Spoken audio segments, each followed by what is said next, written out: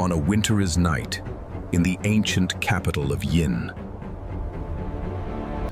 A black sky pressed down upon the city like a weight of iron. Snow fell in long, slanting spears, and the air trembled with the sound of howling winds. Beyond the wooden walls of the Shang Palace,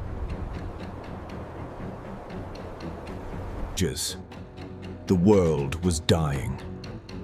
Villages lay silent under heavy drifts. Crops had failed.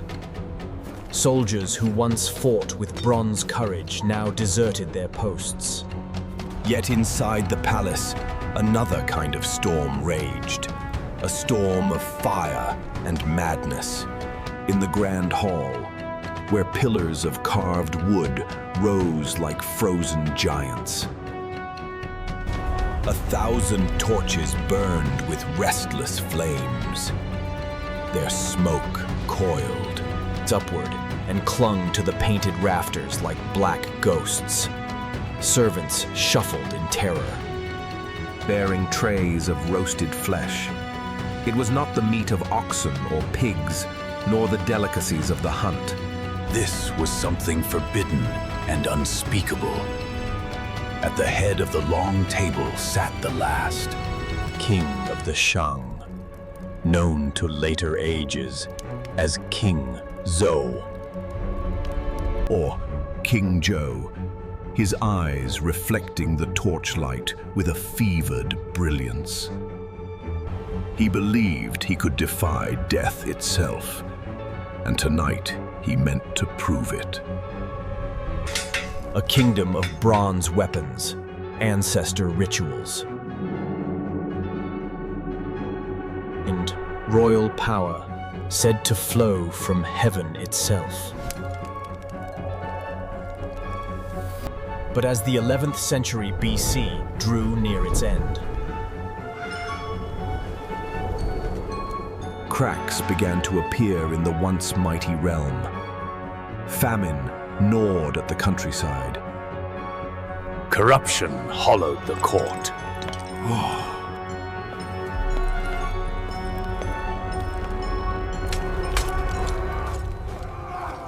Border tribes tested the empire's strength.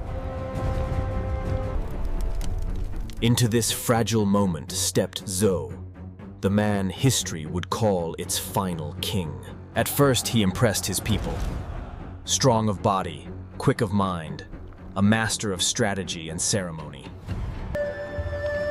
Had he chosen the path of justice, the Shang might have flourished for another age. Instead, his ambition blazed beyond control, a flame that consumed everything it touched. What began as brilliance soon turned to spectacle. Zhou built marvels that mocked the very idea of virtue. Chief among them was the infamous wine pool and meat forest. A garden in which entire ponds were filled with wine and trees hung with roasted meats. Courtiers were forced to strip and chase one another through this grotesque playground, while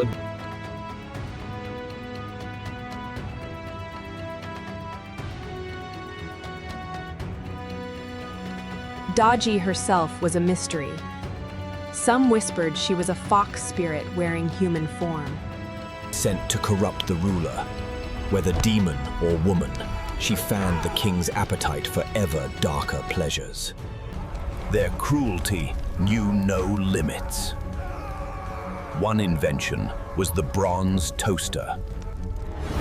A hollow cylinder of metal, heated until it glowed red hot. Victims were bound and thrown inside while drums pounded to drown their screams. Others were forced to walk barefoot across burning coals or had their bones shattered as a form of sport. Others were forced to walk barefoot across burning coals or had their bones shattered as a form of sport. Ministers who hesitated, soldiers who questioned orders, even members of the royal family. All knew they could vanish into the furnace of the king's rage. But Zhao's deepest terror was death itself. He could silence ministers and conquer armies.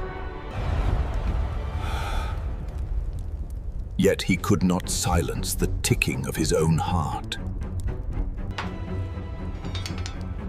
Ancient belief held that the essence of youth could be stolen, that life could be prolonged by partaking in forbidden offerings of vitality.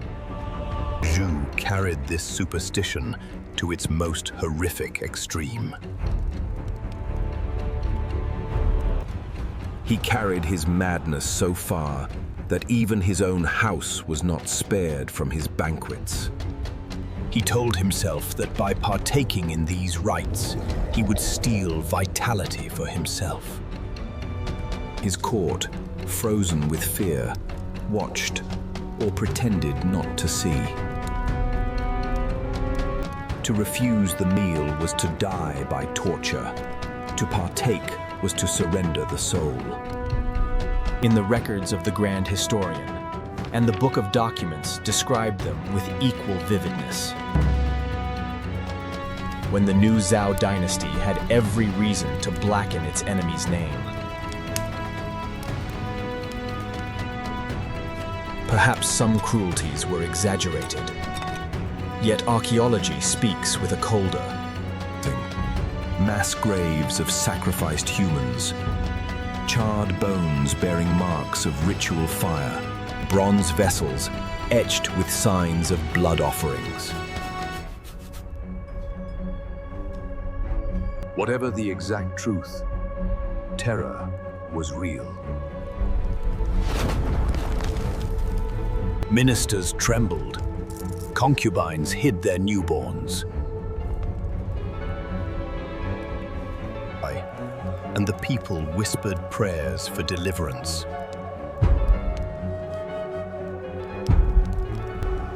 As the king's violence deepened, the empire itself began to unravel. Farmers starved, while the court drowned in wine. Generals lost faith in the divine mandate that once bound them to obedience.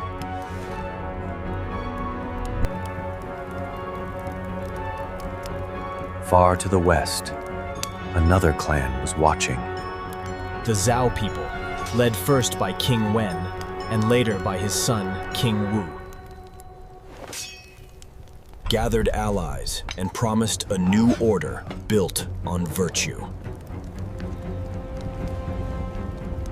Behind them stood the Duke of Zhao, a strategist whose wisdom matched the king's madness.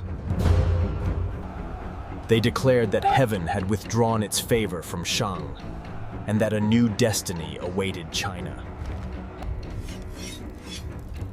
By the year 1046 BC, rebellion hardened into open war. On the plain of Muye, King Wu assembled a coalition of eager soldiers and disillusioned Shang vassals. Their banners snapped in the icy wind, and their weapons gleamed with borrowed courage. Zhou marched out to meet them with a vast army, but numbers cannot buy loyalty.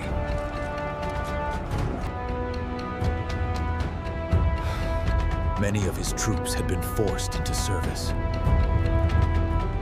As the first clash of bronze rang across the field, entire regiments threw down their spears and joined the enemy. The mighty Shang army collapsed almost before the battle began. Flames rose over Yin. Inside the palace, the final act began.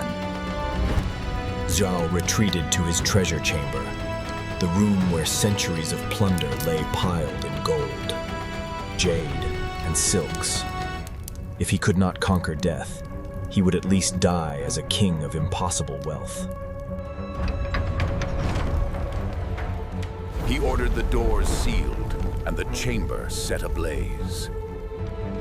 As the fire roared, he wrapped himself in royal robes and sat upon his throne. The Inferno devoured everything. Gold melted into rivers, jade cracked like ice. And the last king of the Shang Dynasty vanished into the very fire he had unleashed.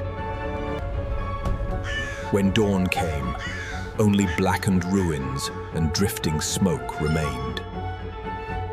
The Zhou victors proclaimed that the mandate of heaven had passed to them. Power, they said, is not a birthright, but a trust. A ruler who loses virtue loses heaven's favor, and when heaven turns its face, no force on earth can keep a dynasty alive.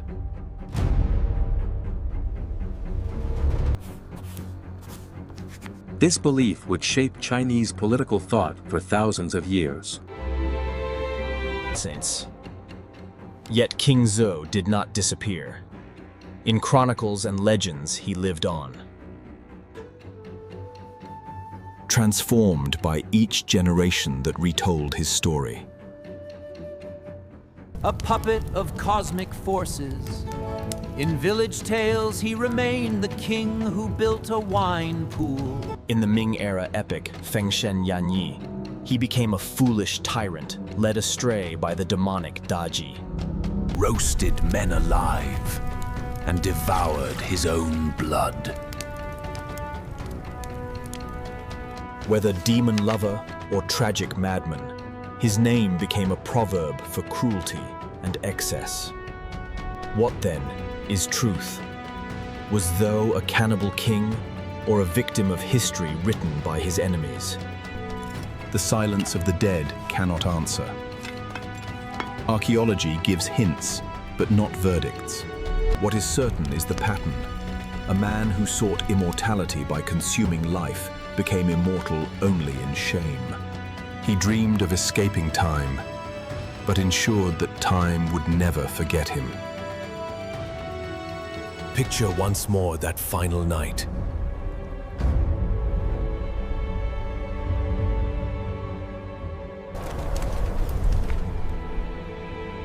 The winter wind still howls through broken gates. The drums of war have fallen silent, replaced by the hiss of cooling ashes. In the empty hall, where laughter once rang and screams once rose, the torches flicker out one by one.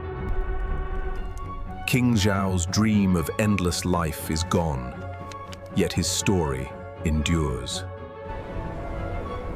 Carved into memory, more deeply than any stone. For 15 centuries, the Shang Dynasty ruled in the belief that heaven had chosen them. In one generation, that belief turned to smoke. But the lesson endures. Power without virtue consumes itself. And those who try to live forever may only find immortality in disgrace.